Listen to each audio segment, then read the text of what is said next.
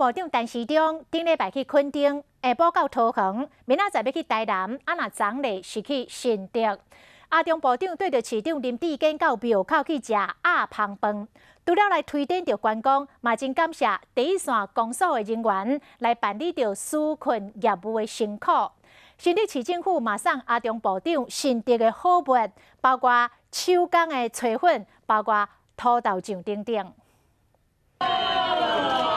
鸭肉饭3、2个手就食了了。卫福部长陈时中推广防疫的新生活，到新竹食在地好滋味。部长无计较形象，就是希望讲民众唔通着惊过头，出门行行咧。进前伊嘛甲即阵有够无用的公所第一线人员面对面，甲大家说多谢嘛会失礼。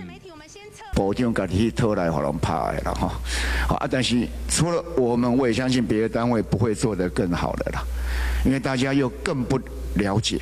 上需要帮助的就是伫倒位，伊认为卫福部上知影，才会接这个重担。即摆伊嘛送高水版的安全保护第一线人员，并且将防疫成就归公司每一位各人的合作。和陈时中部长这个约是5月19号晚上7点28分，我们2个人通了一通电话。部长人气遮悬，各县市烧正要抢市长林志坚，定成讲绝对无插队。有贡丸，也要有米粉哦，这个是标准配备啦。